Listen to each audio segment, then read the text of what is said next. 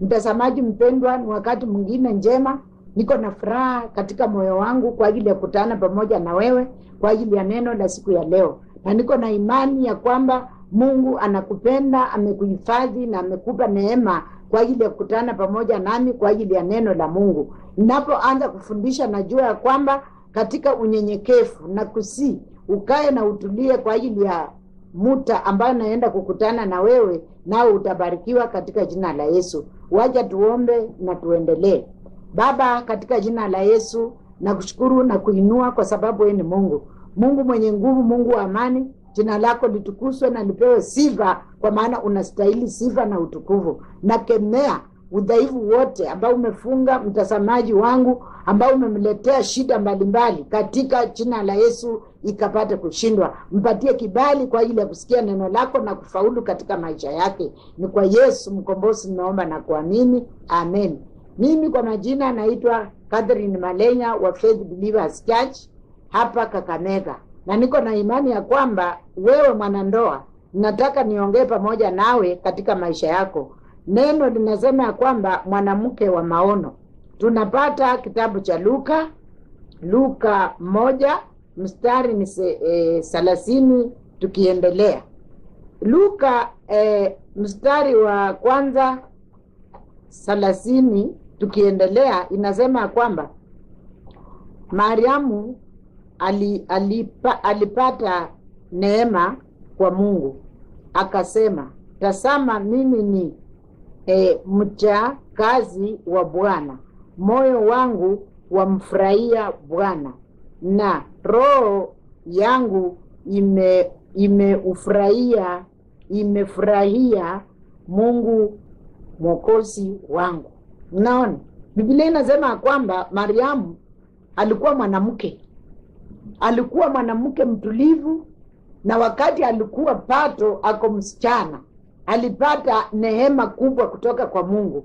Tunaona kwamba alipopata hii neema, alikubali akasema kwamba moyo wangu umemfurahia Bwana, kwa sababu Mungu alikuwa amemchakua. Wakati wewe uko hapo mama, Mungu anakupenda, amekuchakua, amekupa neema ya uzima, amekupa neema ya watoto, amekupa neema ya ndoa.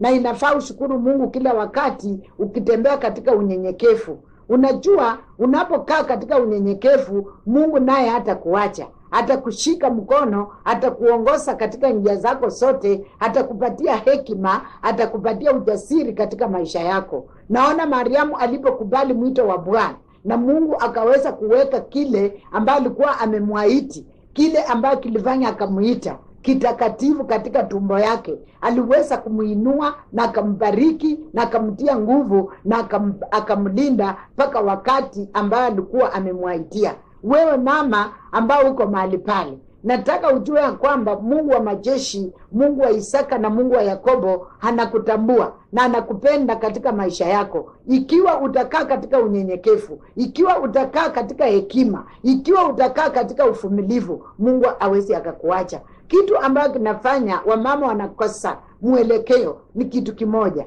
Wewe ni mama na unakosa mwelekeo, unakosa utaratibu, unakuwa mama wa kupayuka, unakuwa mama wa kutoa siri ya nyumba yako. Wakati unatembea ukikutana na marafiki, unaanza kuambia hali na hukumu ambao unapitia. Kuna siku nilihubiri nikasema, wakati unalialia ukiambia hao watu, huwa wanakusaidia namna gani? Unajua watakupomoa badala ya kuchenga, watakwambia mambo mabaya hata yenye hakuna, kwa sababu mwenyewe umeanza. Uwe mama mwenye maono ya kujua, ninataka nikae katika boma yangu, ninataka kufanya hii, ninataka boma langu likae hivi, nataka watoto wangu wasome mpaka kiwango fulani, ninataka nijenge nyumba mzuri, ninataka ninunue gari, ninataka ninunue shamba, yani uwe mama ambao uko na maono. Unaona, mama wa maono alifanya biashara, akafanya biashara mwenyewe akiweka pesa, na wakati aliweka akaenda akalitafuta shamba akalinunua. Mama wa maono hata kwa boma hawajii mzee kazi yote. Hata siku moja anaweza kitolea akanunua kitu kwa nyumba, anaweza kitolea akanunua hata ng'ombe, anaweza kitolea hata akalipako mfanyakazi mshahara siku moja. Unajua wamama wengine amekaa Amejua tu watoto kusomeshwa ni baba, kulisha ni baba, kulipa wafanyakazi mshahara ni baba. Yeye amekaa tu mama. Usikae tu wewe ni mama, ukuwe msaidizi. Unajua Biblia inasema ya kwamba mama ni msaidizi. Na ukiwa msaidizi wa mtu, wewe ndio unafanyanga kazi kubwa kuliko mwenyewe, kwa sababu utasaidia mahali popote ambao utaona kuna upungufu, utasaidia. Nataka nikwambie, ndoa yako inakosa kuendelea kwa sababu umekosa maono. Ndoa yako imekosa kusonga kwa sababu wewe unapishana na mzee wako. Usipishane na mzee. Na wengine nao unapotazama katika ndoa nyingi kwa sahi, watoto wamepotea, watoto wetu wanaharibika, wamekuwa watoto ambao wana mwelekeo kwa sababu wengine ni wa baba, wengine ni wa mama. Mtoto anajiweka tu, ati kama ako na jambo ataambia tu baba, hawezi ambia mama. Mwingine amejiweka anataka kuambia tu mama, hawezi kuambia baba. Na unajua Mungu alisema ya kwamba mafundisho ya mtoto ndio aitwe mtoto, akuwe mtu mzima mwenye akili. Lazima atafundishwa na watu wawili. Atafundishwa na mama na atafundishwa na baba na atafundishwa na majirani na atafundishwa na babu. Ndio sasa atakuwa mtoto. Lakini sasa wasai ninaona watu wanalia, watoto wanapata mimba wakiwa watoto wadogo wa miaka 10 na kitu. Ni kwa sababu malezi imekuwa mbaya. Wakati mama anaonya mtoto, papa anasikia uchungu. Wakati papa anajapa mtoto, mama anakuwa na uchungu, anaanza kumtusi. Hiyo ndio imeleta hii shida zote ambao mnaona. Lakini mkiwa tu wa mama ambao utarudi pamoja kuanzia leo na mzee wako, mkuwe kitu kimoja, nyumba yenu inaenda kupatilika, watoto wenu wanaenda kupatilika, na mtakuwa na faida katika boma lenu, kwa sababu mtafanya kazi wote. Huyu anafanya hii na huyu anafanya hii. Mkikuja pamoja, mkikaa kwa meza, mnaanza kuongea mwezi huu mimi nimepata shilingi 10 na mimi nimepata shilingi 5. Mnaweka pamoja, mnajua kwamba boma letu tutasongesha hatua kutoka mahali liko na lisonge kwa hatua fulani. Hiyo ndio mwanamke wa maono. Mwanamke wa maono akai tu, anaweza fuka kuku moja, italeta kuku zingine, na atauza, atanunua kondoo. Hiyo kondoo itanunua ng'ombe, atakunywa maziwa ndani. Huyo ndio mwanamke wa maono, kwa sababu ukikaa bila chochote katika mikono yako, na wewe ni mama, mtoto anafundishwa, anafukuzwa shule, baba ametoka ameenda kibarua, wewe umebaki kwa boma, unaangaliana tu na mtoto. Badala ya kuchukua shilingi 50 yenye umeuza maziwa ama mayai, una chochote. Mnaangaliana tu, badala ya kumrudisha shule, mnaanza kusengenya. Mnasema baba yako, baba yako, baba yako. Hiyo itaendelea mpaka lini? Ni vizuri kama wewe ni mama, ujipange uwe mama wa maono, wa kujua ya kwamba nikiwa na hii itanisaidia wakati fulani, nikiweka hii itanisaidia katika maisha yangu, nikiweka hii itasaidia watoto wangu. Wewe ndio utakuwa mama mzuri. Tunaona Mariamu alipopata hii ujumbe wa Mungu, alifurahi sana ndani ya moyo wake, akijua ya kwamba akimpata huyu mtoto atamtunza kwa njia ambayo inafaa, hata muacha, hata kuwa na wasiwasi. Roho yake ikamfurahia Bwana sana, na tunaona kwamba mpaka akaita Bwana mwokozi wake. Ewe unapotaka kukaa maisha mazuri mama, na maono iongezeke ndani yako, ni sharti uokoke na ukae ndani ya Kristo. Ukikaa ndani ya Kristo, utakuwa mama ambao una tamaa, hauna mahangaiko katika maisha yako. Utaendelea kila wakati katika njia ambayo inafaa. Utaendelea katika mwenendo mzuri. Utaendelea katika mwenendo wa kujenga boma. Utaendelea katika mwenendo wa kuwa na upendo na majirani, kuwa na upendo na watoto wako na mume wako. Ile nyumba ambao watu wamekawanyika kiimani, watu wamekawanyika kimawazo, hiyo nyumba haisongi, imeporomoka, kwa sababu kila mtu anafikiria mambo yake. Mwingine anafikiria hii, mwingine anafikiria hii. Lakini mkifikiria mambo mamoja na mkae pamoja na mnie mamoja kama Kristo aliposema, utaona ya kwamba kuna mabadiliko. Nyinyi ni watu wa maana sana, mnaweza fanya mambo makubwa, lakini kwa sababu mmekawanyika akili, kila mtu ana akili yake, kila mtu mama anaona ako na akili kuliko mzee, mzee anaona ako na akili kuliko mama. Mama akisema situngefanya hii, mzee anasema huwezi kunikontrol kwa hii boma, na mzee akisema tufanye hii, mama anasema hiyo mimi sitaki tufanye. Hiyo ndio imefanya mmekwama pale, na hakuna siku mtasonga. Lazima mrudi kuwa pamoja, akili yenu muweke pamoja vile Mungu aliwapatanisha, na mkakiri mbele ya watu, mkasema ya kwamba sisi tumekuwa mwili mmoja. Hivyo ndio vile Mungu ataingia ndani ya ndoa yako, ataingia ndani ya maisha yako, na ataendelea kuwahifadhi na kuwainua na kuwapatia baraka. Unajua Mungu anataka kupea baraka, lakini akiangalia mkawanyiko wako, akiangalia mawazo yako, anaona hata nikimpea taaribu tu. Ndio kwa sababu baraka zako bado Mungu anangoja, anataka wewe mama upatilike, ulete utulivu ndani ya akili yako, ili Mungu akufungulie njia zako. Anajua tu akikufungulia, na hiyo majivuno na hiyo madharau na hiyo kiburi unaenda kuharibu. Lakini anza kunyenyekea kuanzia saa hii, na uambie Mungu, mimi nataka unibariki, nataka unisaidie, nataka unipe hekima, nataka maono ya kuendelesha familia yangu, maono ya kuendelesha maisha yangu. Mungu ako tayari, atakupatia hiyo maono, na maono itakuwa mazuri sana. Unaona wamama wa maono unapoendelea kutazama katika maandiko, utaona wamama kama Esther. Esther alikuwa mama mwenye maono makubwa sana, na ile maono iliweza kuokoa wana wa Israeli. Na sasa tukiwa wamama wa maono, tutaokoa familia zetu, tutaokoa hata majirani wetu kwa sababu ya ile maono. Na nataka nikwambie, si lazima uwe unakaa kwa ofisi ndio utaheshimika. Sio lazima usikike, ujulikane ulimwengu mzima ndio ukuwe wa maana. Wewe tu na Mungu wako na familia yako, ukifanya mazuri, Mungu atakutambua. Na Mungu akikutambua, utakuwa mfanikiwa, utakuwa mwenye baraka, kwa sababu Mungu ndiye anapeana na yeye ndiye atakutambua. Unajua wengine wanataka kujionyesha, anataka kila mtu amtambue, anataka kila mtu ajue kile ambayo amefanya. Alafu kitu imekuja, kama mama amepatako tu pesa kidogo, sasa mambo inapatilika. Anapatilika, anaenda kujifanyia nini? Pengine amepata 10,000 peke yake, anachukua 5, inaishia tu kwa kutengeneza kichwa, anachukua sijui ngapi. Lakini ukiwa mama wa maono, hiyo 2,000 yenye Mungu amekupea, utaenda kufanyia kitu chenye utakuwa unaangalia, chenye kitasaidia boma yako yote. Sasa wewe, wakati umebarikiwa, baraka inakuja siku moja. Wakati umebarikiwa juzi, karibu leo na kurejesha, na kuambia kwamba ukibarikiwa utakaa ufumilie kama mama, uombe Mungu na Mungu akupatie mwelekeo. Akisha kupea mwelekeo, utaanza kufanya mambo tofauti na yale ambayo ulikuwa unafanya kule nyuma. Ndio kwa sababu nakwambia, hautangoja mtoto amefukuzwa shule papa arudi. Utapeleka mtoto shule, maana uko na kanyungu kako kidogo unaweka hapo, Hako kanaitwa home banking. Unapangi katika hiyo kapangi kako. Utachukua shilingi hapo 100 na upatie mtoto anunue kitabu.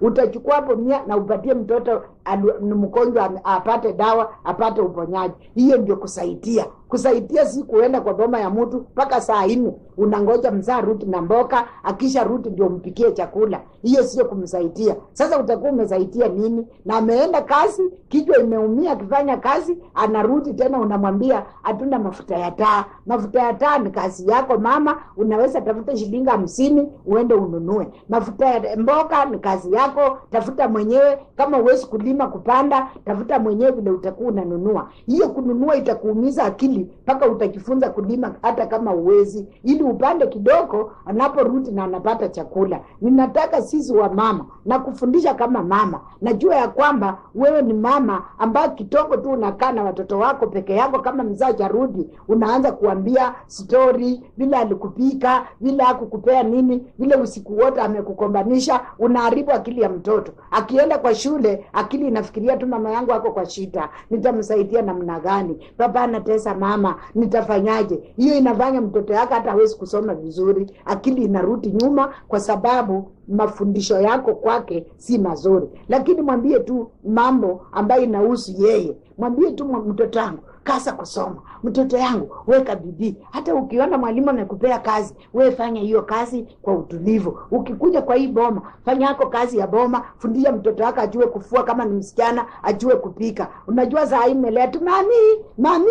Sasa anafika kiwango ya kupata nyumba yake, ajui kupika, ajui kufua, ajui hata chochote. Anaanza kuteseka, anarudi. Akirudi wewe unapembeleza, anatoka anaenda kuoleka kwingine. Huko tena ni hiyo shida. Tena anatoka anaenda kwingine, sababu wewe tu ni mami. Usipembeleze mtoto kumwambia mami. Mfundishe. Ukimwambia watu wanakaa hivi, wanafua hivi, wanapika hivi, kana mtoto yako kwa jikoni, mfundishe kupika. Apikeko siku moja chakula alete mkule kwa meza. Utajua mtoto wangu hata kama ako university ako sawa. Ufundisheko mtoto wako uende naye kwa shamba. Mwambie jembe ashika alimeko kidogo. Unajua mtoto wangu hata akipata ndoa hata tegemea wafanyakazi, pia yeye mwenyewe atapanda mboga kwa boma yake na mikono yake. Fundisha mtoto hata apeleke tu kuku, apeleke sokoni, mwambie enda uza ununue vitabu. Ajue ya kwamba kweli watu wanafuka kuku. Kuna siku nilienda nayo nikapeleka nikanunua kitabu. Kwa hivyo Mariamu alikuwa mwanamke ambaye alikuwa na utulivu na alikuwa mwanamke mwenye maono makubwa.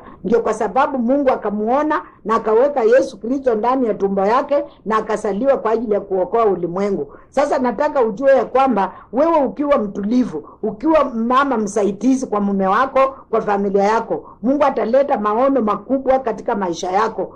Wamama wenye maono ndio mama unaona ameanzisha biashara yake, unaona ameanzisha shule, unaona shule yake yenye ameanzisha inaendelea, ameanzisha hospitali imepanuka inaendelea. Hao ndio mama wa maono. Sio maono ya kuamuka na vitina kwa majirani asubuhi unapeleka unakonganisha watu. Maono ya kuleta maendeleo. Hiyo maendeleo unapoanzisha, unajua sasa umeanzisha peke yako, lakini utaandika watu. Hao watu wenye watakuwa hapo watakuwa wanabarikiwa. Familia zao sitapata chakula, familia zao sitaendelea. Sasa wewe ndio unaitwa mama wa maono. Mama wa maono ni yule mama ambaye anakubali kusimama mbele ya watu, kufundisha watu mabadiliko. Huyo ndio mama wa maono. Sasa nataka ujue ya kwamba kuanzia leo utakuwa mama wa maono katika maisha yako. Utakuwa mama wa maono katika nyumba yako. Tunapoendelea, mtazamaji mpendwa, naona ya kwamba si ati Mariamu peke yake ndiye alikuwa mwanamke ambaye alikubalika ama matendo mazuri.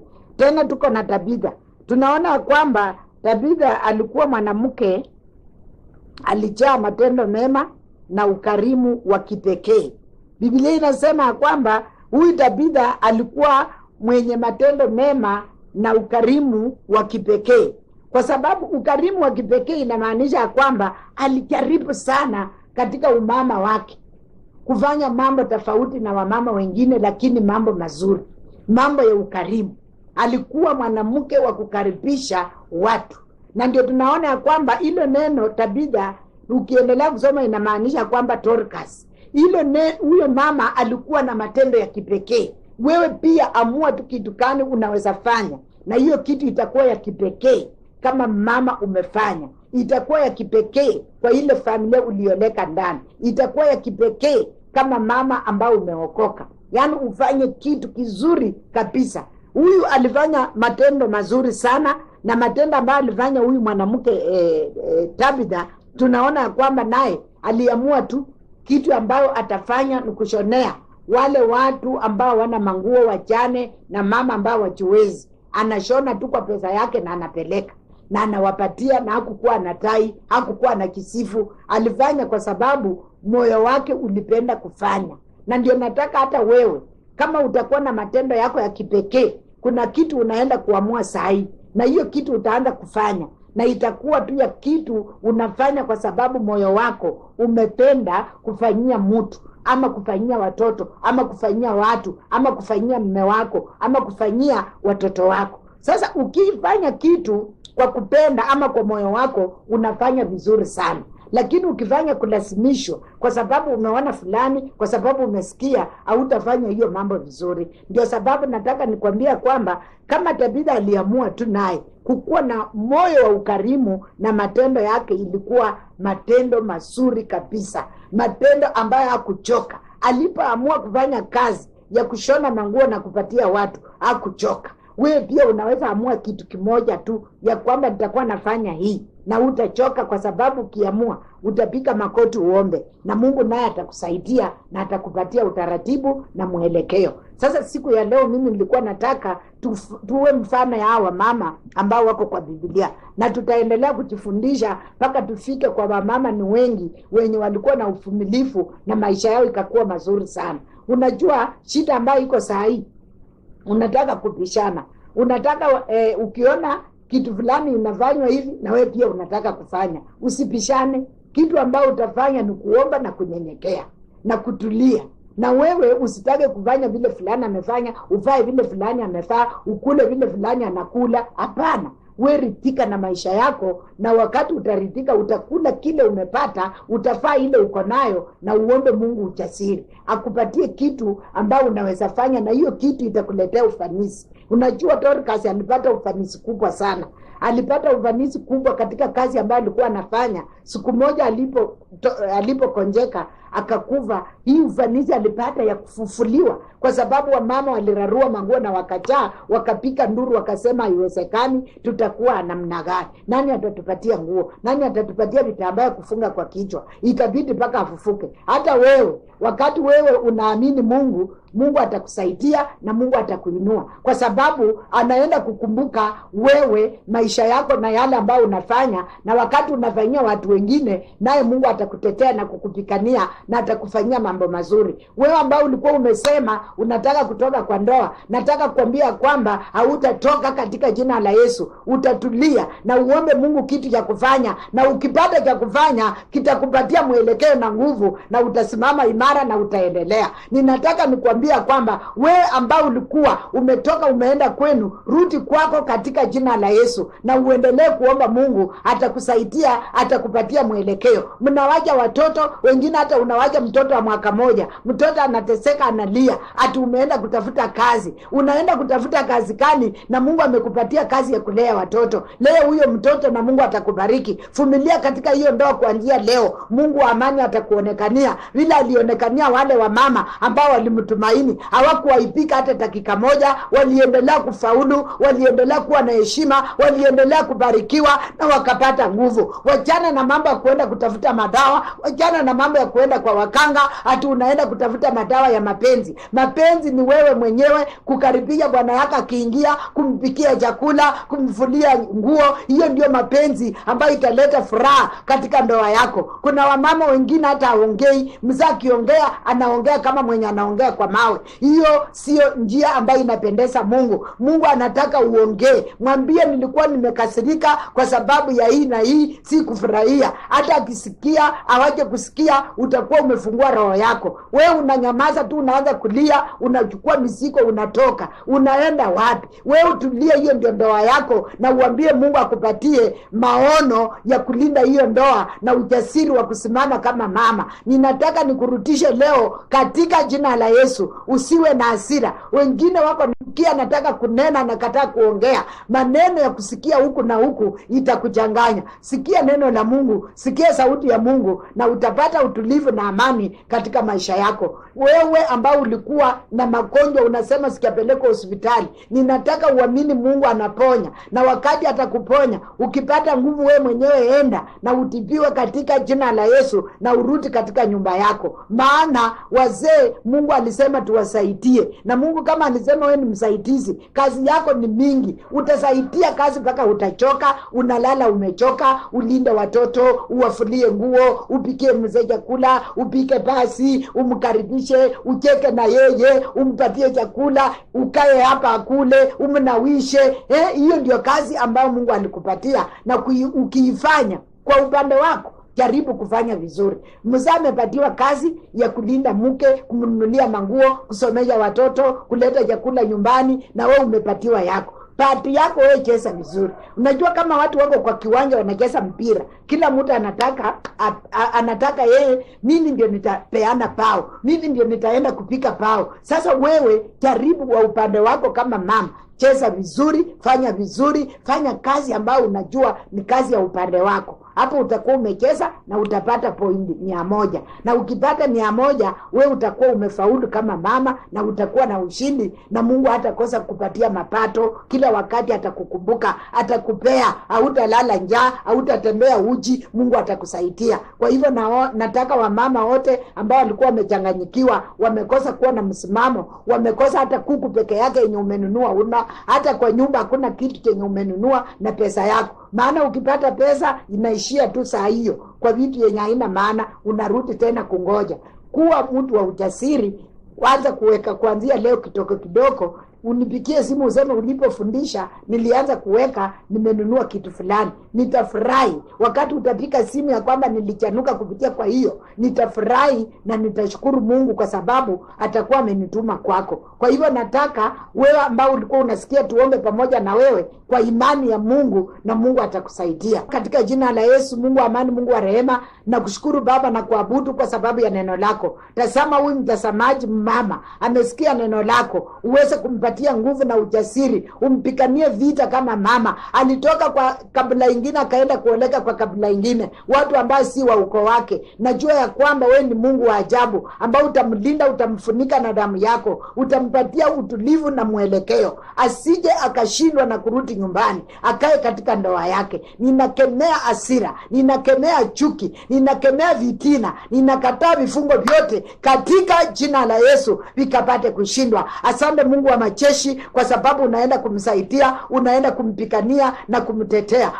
Mshike mkono vile ulishika Dorcas, mshike mkono vile ulisimama pamoja na Hana, mshike mkono vile ulisaidia Esther. Mungu wa majeshi, saidia wamama. Wamama wanateseka, wamama wanapikwa makofi, wengine wanaipika, wanakosa mahali pa kuenda. Leo naombea mama yoyote ambaye ako na mateso, mnyoshee mkono wako wa baraka, mkuse kuanzia saa hii, mnyoshee amani, mpatie utulivu, mpatie uvumilivu, linda watoto wake, badilisha mzee wake. Wazee ambao wameanguka, wamewacha ndoa zao, wanaenda kwa usharati, wanaenda kwa ulevi, wanaenda kwa hasira, ninakataa ile pepo liondoke katika jina la Yesu. Leta upendo na urejesho katika ndoa zao. Wakipiga simu ya kwamba kuna ushindi, Baba nitasema na asante. Asante Mungu wa majeshi, asante Mungu wa Israeli, maana unatenda kuanzia sasa, unaonekana kuanzia sasa, unatenda makuu kuanzia leo. Unaleta urejesho Jehova, unaleta amani kwa nyumba zao, unafungua wamama akili Baba, unawapatia ufahamu Jehova. Asante Mungu wa Israeli, maana unaweza. Jina lako litukuzwe na lipewe sifa, ni katika jina la Yesu Kristo nimeomba na kuamini, amen. Mungu wa amani akubariki, utulie kama mama, naye Mungu atakulinda, amen.